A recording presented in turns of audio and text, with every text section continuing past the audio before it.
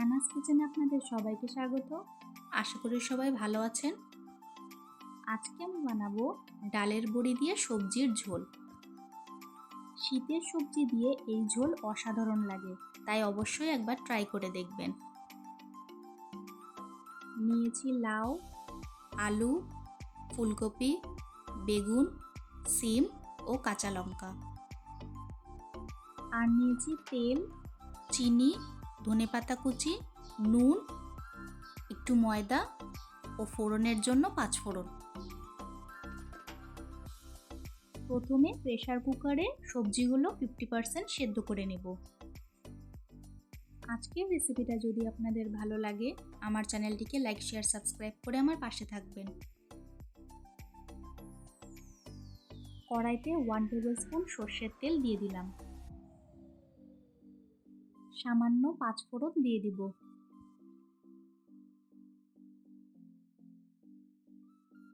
এরপর বড়িগুলো ছেড়ে দিলাম।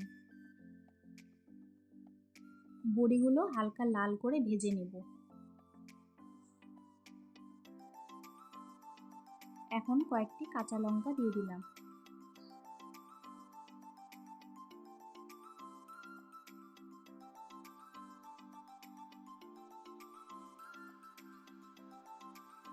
বড়িগুলো হালকা লাল করে ভাজা হয়ে গেছে।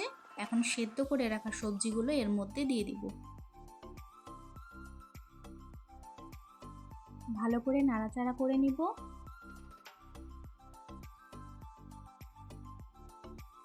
সামান্য হলুদ গুঁড়ো ও 1 টিস্পুন চিনি দিয়ে দিব।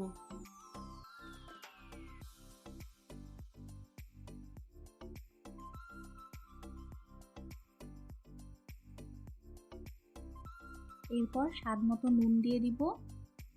হলুদ, চিনি ও নুন একসাথে দিলে সবজির রং খুব ভালো আসে। এরপর 1 কাপ গরম জল এর মধ্যে দিয়ে দিব।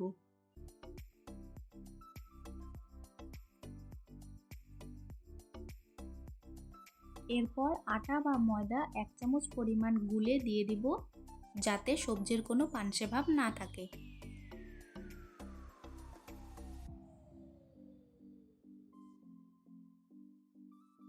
সবজি ফুটে এলে ধনেপাতা কুচি ছড়িয়ে দেব।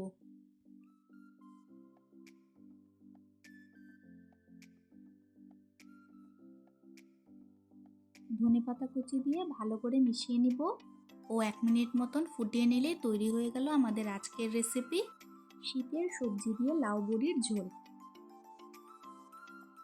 আজকের ভিডিও দেখার জন্য আপনাদের সবাইকে অনেক ধন্যবাদ। সবাই খুব ভালো থাকবেন।